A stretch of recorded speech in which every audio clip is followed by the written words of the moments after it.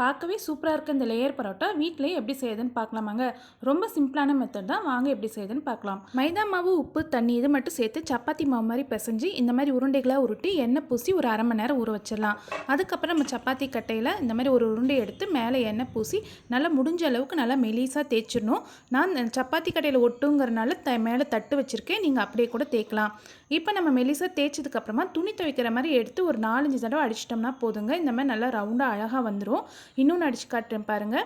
நல்லா மெலிசாக தேய்ச்சி இந்த மாதிரி துணி துவைக்கிற மாதிரி துவைச்சி நல்லா இழுத்து சுருட்டி அதுக்கு மேலே எண்ணெய் பூசி வச்சிடணுங்க. எண்ணெய் பூசினதுக்கப்புறமா ஒரு அரை மணி நேரம் ஊற விட்டுறலாம். அப்போ தான் நல்லா சாஃப்டாக வரும். பாருங்கள், நம்ம பரோட்டா கடையில் வீசுகிற மாதிரிலாம் வீசல, நார்மலாக தான் வீசியிருக்கிறோம்.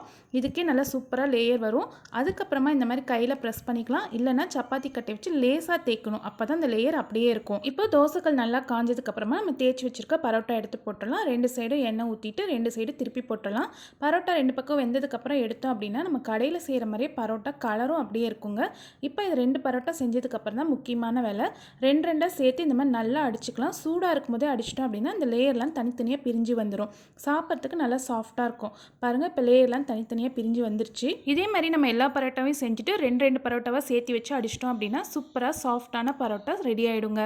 இன்றைக்கி நான் கறி குழம்பு வச்சுருக்கேன். இந்த குழம்புக்கு தான் இந்த பரோட்டா சாப்பிட போகிறேன். அதனால் பரோட்டா நல்லா பிச்சு போட்டு அதுக்கு மேலே இந்த கறி குழம்பு ஊற்றி சாப்பிட்டோம் அப்படின்னா செம்ம டேஸ்ட்டாக இருக்குங்க. எத்தனை பரோட்டா சாப்பிட்றேன்னே தெரியாது, அந்த அளவுக்கு சாஃப்டாக இருக்கும். இந்த வீடியோ பிடிச்சிருந்தா மறக்காமல் பேஜை ஃபாலோ பண்ணிக்கோங்க.